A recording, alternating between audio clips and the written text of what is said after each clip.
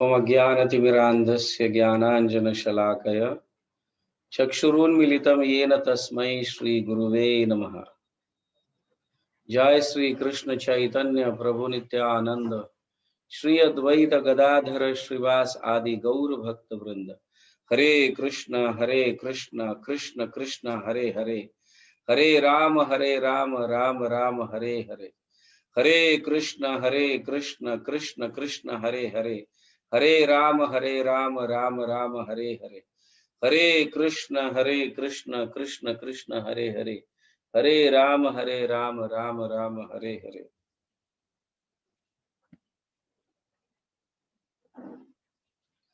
तो हम 2-3 दिनों से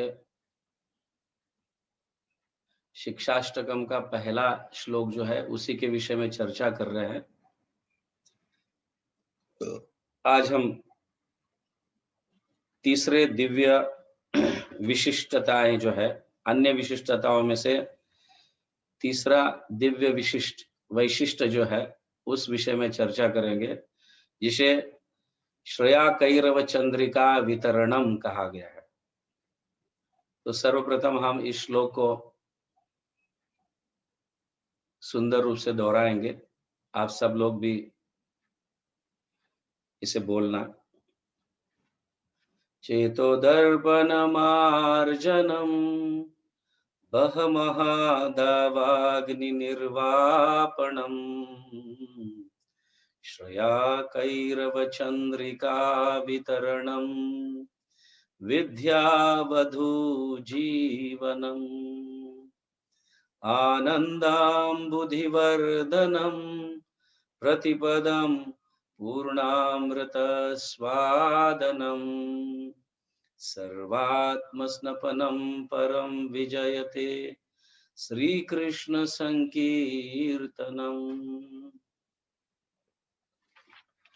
इसका ट्रांसलेशन भी पढ़ेंगे हम। भगवान श्री कृष्ण के नाम कीर्तन की परम विजय हो, क्योंकि यह हृदय के दर्पण को स्वच्छ बना सकता है और संसार की प्रज्वलित अग्नि के कष्टों को रोक सकता है। यह कीर्तन उस वर्धमान चंद्रमा के भांति है जो समस्त जीवों के लिए सौभाग्य रूप श्वेत कमलों का वितरण करता है। यह सारी शिक्षा का प्राण है। कृष्ण नाम का कीर्तन दिव्य जीवन के आनंदमय सागर को विस्तृत बनाता है। यह सबों को शीतल बनाता है और मनुष्य को प्रति पग पर पूर्ण अमृत का आस्वादन लेने में समर्थ बनाता है। तो आज हम जो है श्रेय कैरव चंद्रिका वितरणम क्या है इस विषय में चर्चा करते हैं। तो यहाँ इस ट्रांसलेशन में यह कहा गया, यह कीर्तन उस वर्धमान चंद्रमा, वर्धमान, वर्धन कहते हैं ना, वर्धन मतलब बढ़ना, वर्धन।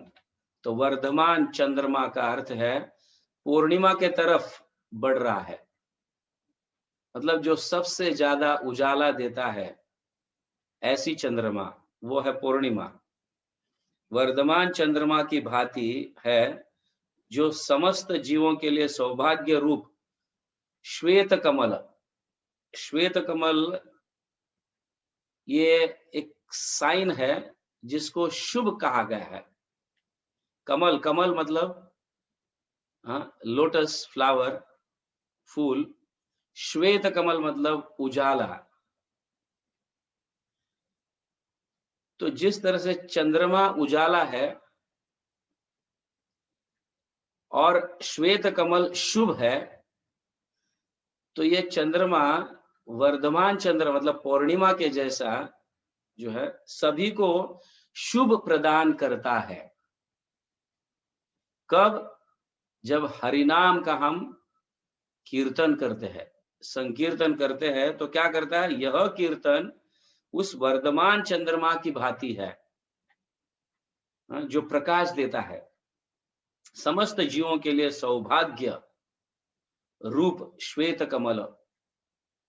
तो श्वेत कमलों को सौभाग्य कहा गया। तो सौभाग्य का रूप अगर देखना है तो वो श्वेत कमलों में देखना चाहिए। उजाला कमल जब दिखता है तो वो सौभाग्यशाली होगा।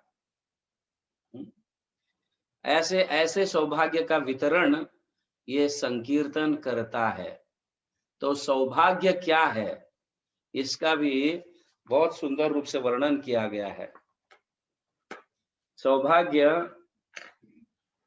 जिसको सौभाग्य प्राप्त होता है, या हम कहते हैं ना, भाग्योदय हो तुम्हारे जीवन में, सौभाग्यवती भव, ऐसे कई हम ऐसे शुभ चिंतन करते हैं अन्यों को। तो सौभाग्य का अर्थ क्या है? तो सौभाग्य मतलब दुर्विषय वैतृष्णा। दुर्विषय वैतृष्णा मतलब सारे दुष्ट जो है, अशुभ जो है, वो सभी को नष्ट करता है।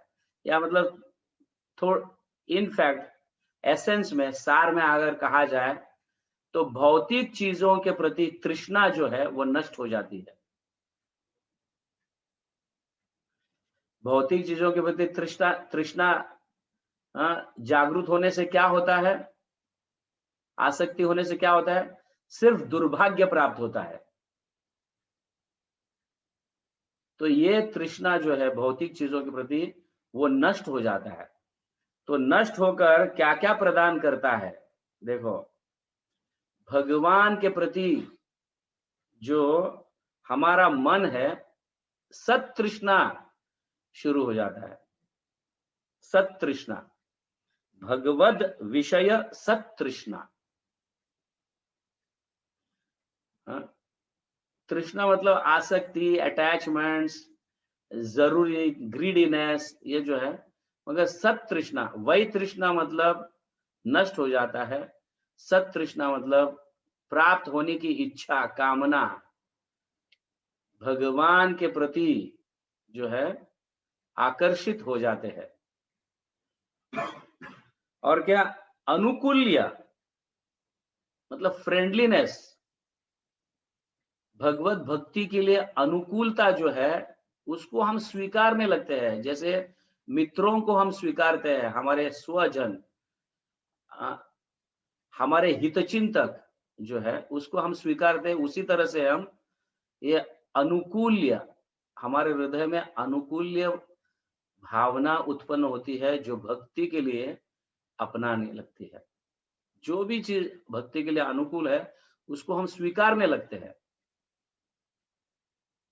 तो कृपा, तो पतित जीवों के ऊपर कृपा करने की भावना उत्पन्न होती है। ये गुण हम में आने लगते हैं। क्षमा, समझिए ना, अगर हम क्षमा नहीं करेंगे तो हमारे भक्ति में बाधा उत्पन्न हो सकती है। जो व्यक्ति गलती करने के उपरांत क्षमा मांगता है और हम भक्त क्षमा नहीं करते, तो हमारे भक्ति में बाधा आ सकती है। तो ऐसे क्षमा का गुण भी जो है, यह क्षमा करने के जो गुण है, वो भी भाव हम में उत्पन्न होता है। और सत्य,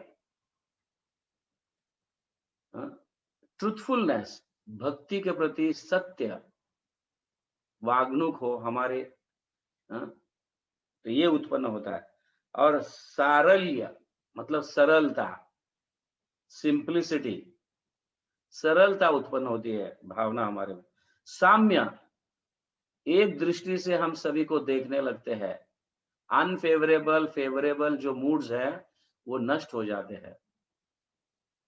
और गांभीर्य, समझ ना, गंभीरता उत्पन्न होती है। और अमानित्व, दूसरों को सम्मान देना और अपने मान की अपेक्षा न करना।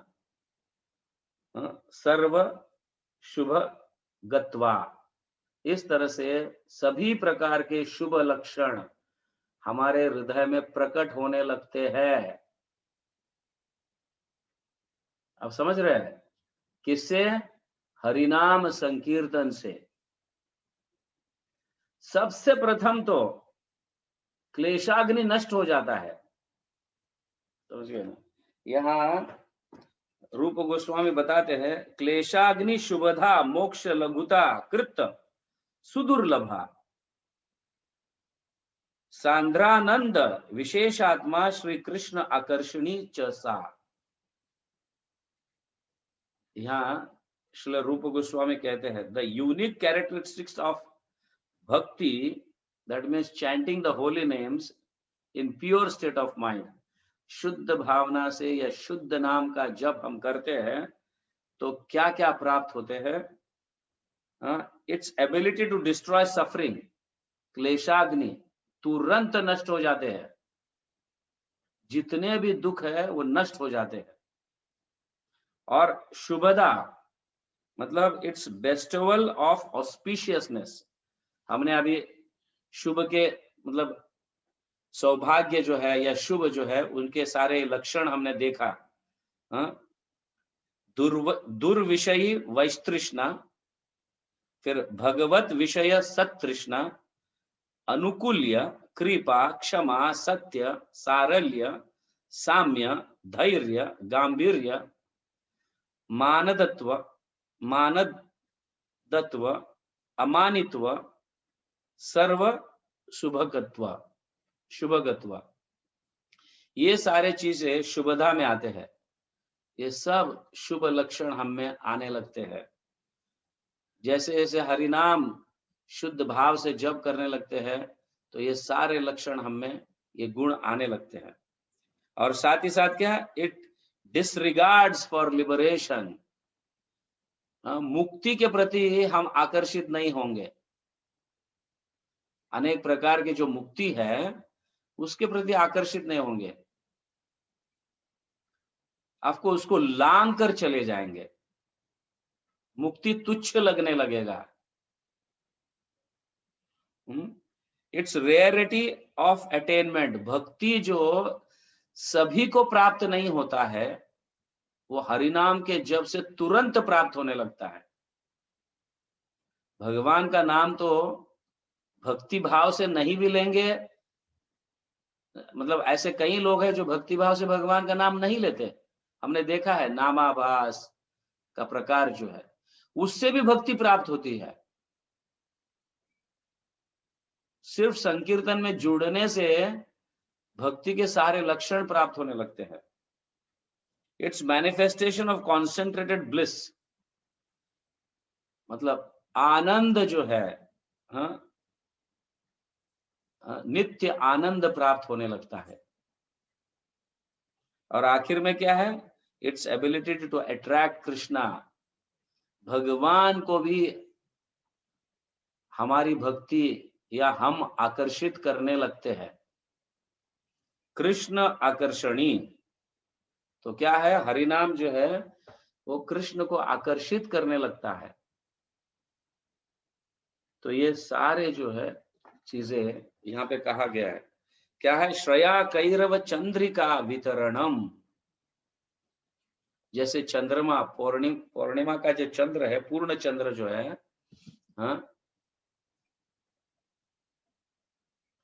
तो वितरण जो करता है शुभ या सौभाग्य वितरण करता है, उस तरह से हरिनाम जो है ये हमें सारे गुणों को प्राप्त कराता है। और ये सब गुण सौभाग्य शुभदा है, हमें सौभाग्य प्रदान करता है, क्योंकि इस गुणों के कारण कभी हम दुखी नहीं होंगे। क्योंकि जब ऐसे गुण आने लगेंगे हम में तो हम उस तरह से कार्य करते हैं जिसके कारण सब आगे चलकर सब शुभ हो जाता है, शुभ बन जाता है।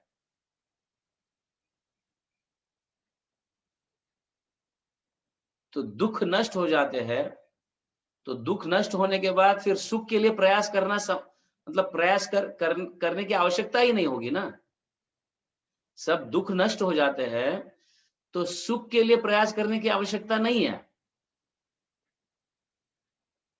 तो सुख के लिए प्रयास करने के वजह ये सारे गुण हम में आने लगते हैं, जिसके कारण आगे चलकर सिर्फ शुभ ही होगा।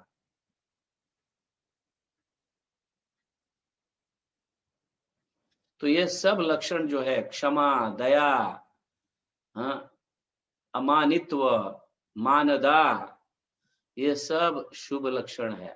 हमें ये गुण आना चाहिए और ये सब आभूषण है हमारे। समझ गया ना?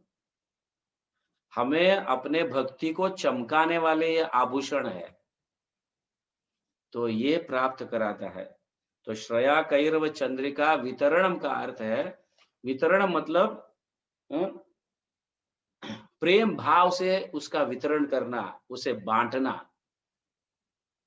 तो हरिनाम जो है, जब हम प्रेम से लेते हैं तो स्वाभाविक रीति से ये सारे गुण हम में आ जाते हैं। ठीक है, तो नेक्स्ट हम देखेंगे विद्यावधु जीवनम। तो कल हम देखेंगे विद्यावधु जीवनम क्या है। ठीक है। श्री चैतन्य महाप्रभु शिक्षाष्टकम की जय, जगत गुरु श्रील प्रभुपाद की जय, हरिनाम संकीर्तन यज्ञ की जय, गौर प्रेमानंद हरि।